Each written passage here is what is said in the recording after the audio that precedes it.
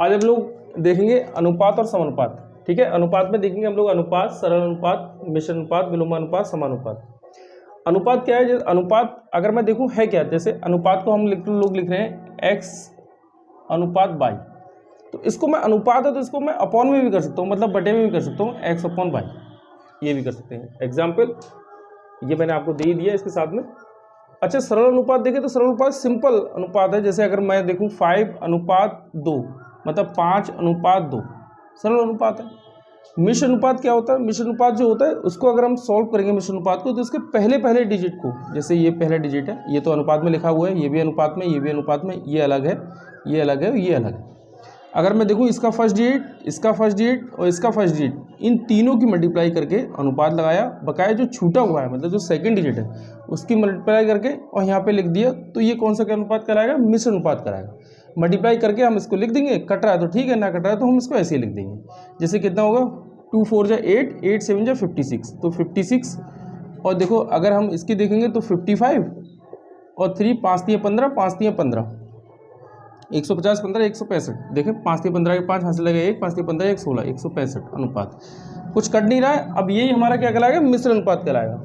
विलोम अनुपात का मतलब क्या होता है? विलोम कर देना, मतलब उल्टा कर देना। जैसे 4 अनुपात 5, तो इसको 5 अनुपात 4 कर देंगे। अच्छा, समानुपात का मतलब क्या होता है? समानुपात का मतलब होता है समानुपात, समान अनुपात। अगर मैं इसको देखूं, जैसे ये कह रहे हैं कि 3 अनुपात 6, तो मैं इसको अपॉन में कर लूँगा क्योंकि ये अनुपात है, उसको अपॉन में कर सकते हैं। तो 3/6, तो 3 बन जाए 3, 3 2 जा 6, मतलब 1/2। अगर ये देखें 4 अनुपात 8, तो ये 4/8 मतलब 1/2, मतलब बराबर है। तो इसको मैं समानुपात में कैसे लिखूंगा? देखो 3 अनुपात 6 समानुपात का साइन लगा दिया, 4 अनुपात 8, ये हो जाएगा समानुपात। ये जो थे इसके जो मेन चीज़ थी वो मैंने समझा दी। अब इसके कुछ क्वेश्चन ले लूँगा, क्वेश्चन समझा दूंगा। 3 रुपये और 90 पैसे का अनुपात, अगर इसको हम देखें 3 रुपये 90 पैसे का अनुपात क्या है, तो 3 रुपये, देखो 3 रुपये और 90 पैसे, तो 90 पैसे, ये पैसे हैं और ये रुपए हैं। तो 1 रुपये देखेंगे, 1 रुपये में कितने पैसे होते हैं? 100 पैसे, तो 100 पैसे हो जाएंगे। अब 3 की अगर मैं 100 से मल्टीप्लाई करूंगा तो ये क्या पैसे हो जाएंगे, फिर रुपए हटा दिए जाएंगे, पैसे हो जाएंगे यहाँ पे। अगर पैसे हो रहे हैं तो पैसे पैसे का अनुपात हो रहा है। देखो 1 0 से 1 0, क्योंकि अनुपात है तो अनुपात का मतलब डिवाइड भी है। मैं अभी बता चुका हूँ कि अनुपात है तो अनुपात का मतलब डिवाइड भी है। अगर इसको देखें 3 बन जाए 3, 3 3 जा 9, तो मतलब 10:3, एक ये हो जाएगा। ठीक है, इसका आंसर। देखो क्वेश्चन अब दे रखा है ए और बी की आयु का योग, ए और बी की आयु का योग जो है, जो 35 वर्ष है, और उनका अनुपात क्या है? 4:3 है। तो उनको देखेंगे आयु का योग कितना? 35 वर्ष है और ये 4:3 है। तो मैं इनको जोड़ लूँ, 4 3 7, 7 से कितना जा रहा है? 35, 35 है तो कितने से मल्टीप्लाई करी? 5 से। अब अगर वो मुझसे पूछ रहे हैं कि एक ही आयु बताओ, क्योंकि ये अनुपात में तो फिक्स आयु थोड़ा ना है। अगर वो पूछ रहे हैं एक ही आयु बताओ, तो हम 5 से मल्टीप्लाई कर दे रहे हैं, 5 4 जा 20, तो 20। अगर बी की पूछे तो 5 3 जा 15, तो कितना हो जाएगा? 15। ठीक है। अच्छा, इसमें कुछ और भी पूछ सकते हैं। जैसे ये तो अगर हम मुझसे एक ही आयु पूछी तो एक ही आयु 20 ईयर्स हो जाएगी, और बी की पूछे तो 15 ईयर्स हो जाएगी, 20 वर्ष और 15 साल।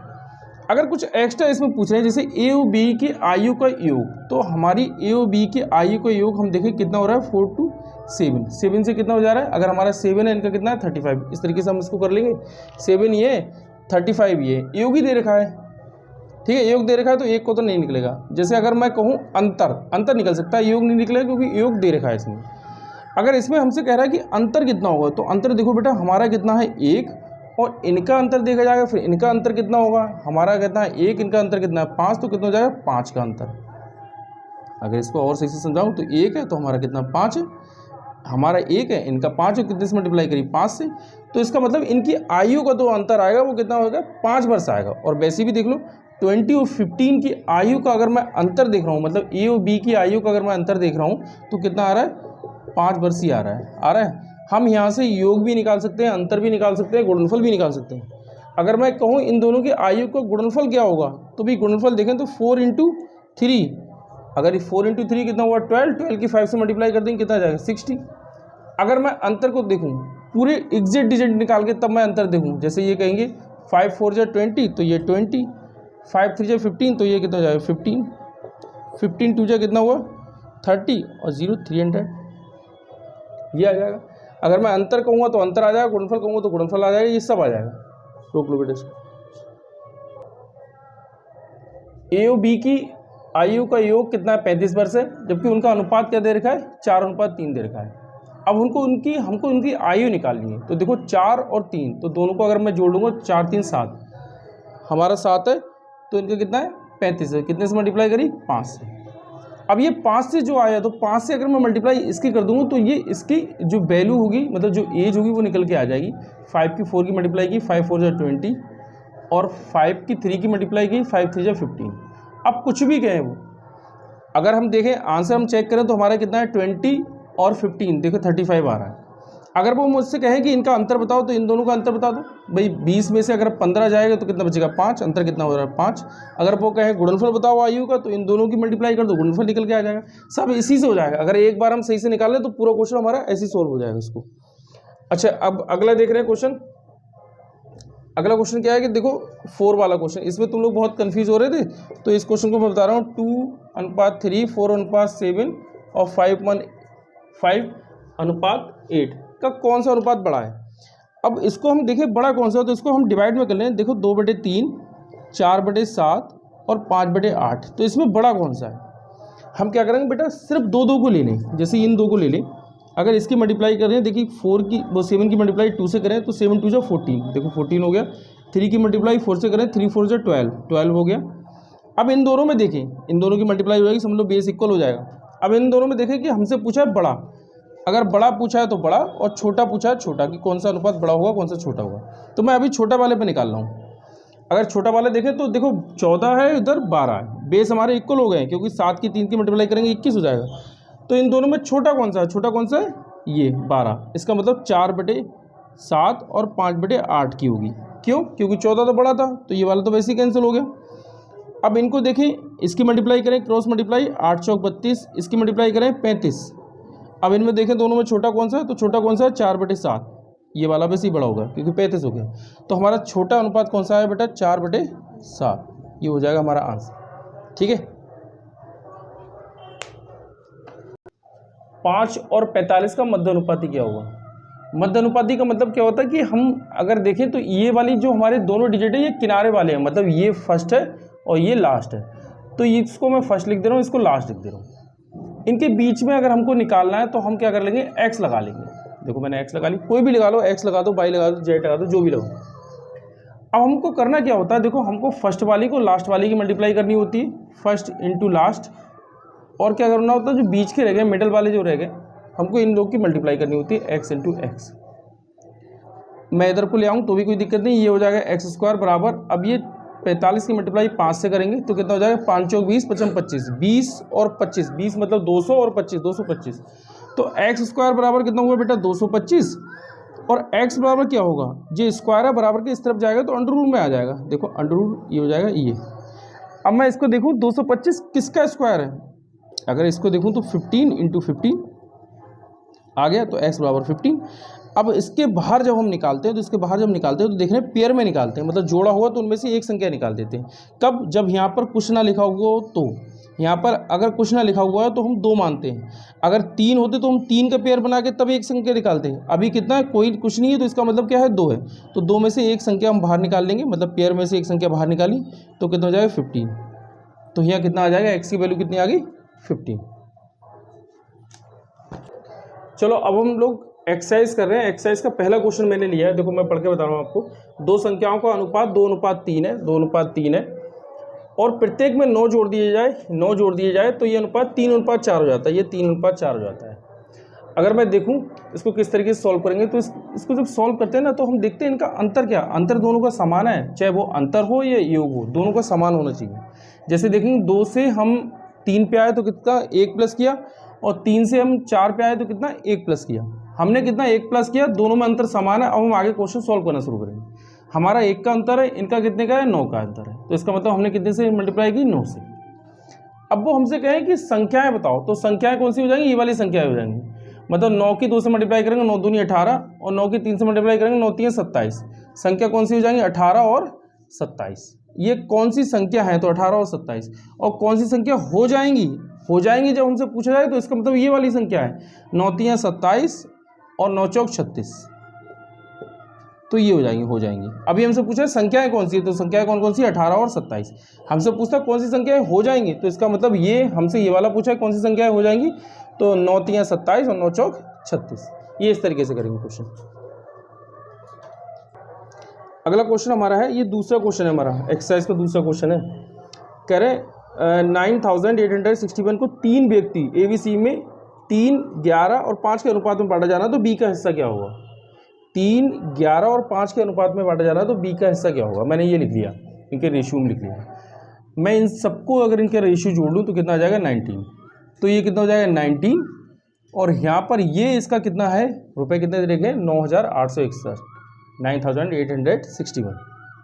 मैं इसको डिवाइड करूँगा 19 से, अगर मैं डिवाइड करूँ तो कितना आ जाएंगे, देखो 19 5 जा, ठीक है, 19 5 जा 95, कितना बचा 3 बचा, मतलब 361 बचा, और 19 का स्क्वायर कितना होता है 361 होता है। इसका मतलब मैं कितने से मल्टीप्लाई करूँ, यहाँ पे 19 से मल्टीप्लाई कर दूँगा, तो ये कितना आ जाएगा 361। आपको समझ में ना आता हो तो आप इस तरीके से अपने डिवाइड कर लो, और डिवाइड करके आपको इजीली समझ में आ जाएगा, कोई दिक्कत वाली बात। अच्छा, ये कितना है 519। अब हमसे क्या पूछा है, अगर मान लो हमसे पूछा हो ए की एज बताओ, तो हमको क्या करना है, 519 में हम लोग मल्टीप्लाई कर देंगे तो ए की एज निकल के आ जाएगी, जो कि कितनी होगी, देखो 19 तियां 57 और 5 तियां 15, सॉरी एज नहीं है ये रुपए हैं, एज नहीं है ये रुपए हैं। जैसे अगर हमसे पूछा है कि ए के रुपए बताओ, तो 519 के मल्टीप्लाई कर देंगे बेटा 3 से, तो ये रुपये निकल के आ जाएंगे, देखो 19 तियां 57 और 5 तियां 15, मतलब इतने आने चाहिए, तुम वैसे मल्टीप्लाई कर दो। 9 तियां 27 के साथ हाथ से लगा 2, 3 कम 3, 3 2 5 और 3 5 15, ये आ गया। अब मैं 519 की मल्टीप्लाई कर दे रहा हूँ 11 से, देखो 11 से मल्टीप्लाई करूँगा तो भी हमारा आंसर वही आ जाएगा, वो 11 से मल्टीप्लाई करूँगा तो ये बी वाली के रुपए जो है वो निकल के आ जाएंगे। यही मैं अगर बेटा सी की मल्टीप्लाई करूँ 19 से, वो 519 से, तो हमारे क्या सी के जो रुपए होंगे वो निकल के आ जाएंगे, सी के कितने रुपए निकल के आए। अब सबका हमारा अलग अलग रुपए निकल के आ जाएंगे, और इन तीनों को अगर हम जोड़ रहे हैं तो हमारा कितना आ जाएगा 9861, इतना ही रुपया आएगा। ठीक है, चलो अगली वीडियो देखो। सीमा, किरण एवं ऊषा की आयु का अनुपात 2 और 3 4 है, तथा किरण और ऊषा की आयु का अंतर, किरण और ऊषा की आयु का अंतर कितना है 5 है। तो उन दोनों तो सीमा की आयु कितनी होगी, तो कह रहे हैं सीमा की आयु कितनी होगी, तो देखो सीमा की आयु हमको निकालना है, जबकि ये जो अंतर दे रखा है हमारा वो किरण का और ऊषा का दे रखा है। किरण और ऊषा का अगर मैं अंतर देखूँ तो मेरा कितना है 1 और इनका कितना है बेटा 5, तो कितने से मल्टीप्लाई करी हमने 5। अगर मैं 5 से यहाँ मल्टीप्लाई कर रहा हूँ तो 5 से मैं इसमें मल्टीप्लाई कर दूँगा तो इसकी एज निकल के आ जाएगी, कितना होगी 5 दूनी 10, ठीक है। अगर मैं 5 से इसमें मल्टीप्लाई कर दूँ तो किरण की निकल के आ जाएगी 5 तियां 15। अगर मैं 5 से इसकी मल्टीप्लाई कर दूं तो इसकी निकल के आ जाएगी 5 चौक 20। अब जिसकी हमसे पूछिए सीमा के पीछे तो सीमा की बता दो, किरण की तो किरण की बता दो, और उषा की तो उषा की बता दो, तीनों की एज निकल के आ गई। ठीक, कह रहे हैं मयंक प्रतिमाह 2600 रुपये कमाता है और 2200 रुपये खर्च करता है, उसकी आमदनी और खर्च में अनुपात क्या होगा। मयंक जो 2600 रुपये कमाता है, तो 2600 रुपये ये कमाता है, और कह रहे हैं कि 2000 रुपये खर्च करता है, ये खर्च करता है 2000 रुपये, ये खर्च, ये क्या है कमाता है। 2600 रुपये कमाता है और 2000 रुपये खर्च करता है, तो कह रहे हैं कि इसकी आमदनी और खर्च का अनुपात क्या होगा। आमदनी और खर्च का अनुपात क्या होगा, आमदनी मतलब कमाना और खर्च का अनुपात क्या होगा। तो मैं इसको ऐसे इस तरीके से लिख देंगे, हम इसको कट कर लेंगे। देखो 2 जीरो से 2 जीरो चले जाएंगे, 2 एकम 2 और 2 तियां 6 और 2 एकम 2 और ये 0, मतलब 13:10। अच्छा, अगर मैं इसको तुम्हें इस तरीके से कट करके दिखाऊं तो 2 जीरो से 2 जीरो, तो देखो 2 बन जा 2 और 2 3 जा 6, 2 बन जा 2 2 और ये 0 हम ऐसी कैसे लगा देंगे, मतलब 13:10। मैंने दोनों तरीके से बता दिया, तुम लोग कहते हो हिंदी इंग्लिश, तो मैंने दोनों बता दिया। अब इसको सही से समझ लेना है, बड़ा ईजी है। अच्छा, इसमें एक ये आ सकता है क्वेश्चन, जैसे कमाता है और खर्च करता है। अगर मैं इसमें ये कहूँ कि बचत कितनी होगी, तो बचत अगर मैं देखूँ तो 600 रुपये। अगर वो कहें बचत और खर्च का अनुपात बताओ, तो देखो 600 और 2000, तो बचत और खर्च दोनों का अनुपात निकल के आ जाएगा हमारा। ये हमारी क्या है बेटा बचत है, और ये हमारे क्या है खर्च है, हमने देखे निकाल लिया। हालांकि आपका आंसर तो ये है, लेकिन मैंने कुछ एक्स्ट्रा इसको बता रहा हूँ। हम 2600 रुपये कमा रहे हैं, 2000 रुपये खर्च कर रहे हैं, तो कितना 600 रुपये बचा रहे हैं, और खर्चा कितना है हमारा 2000 रुपये। अगर वो हमसे कह रहे हैं बचत और खर्च का अनुपात बताओ, तो हम बचत और खर्च का अनुपात इस तरीके से निकाल देंगे। देखो 2 तियां 6 और 2 एकम 2, मतलब 3:10। ये बचत और खर्च का अनुपात निकल के आ जाएगा।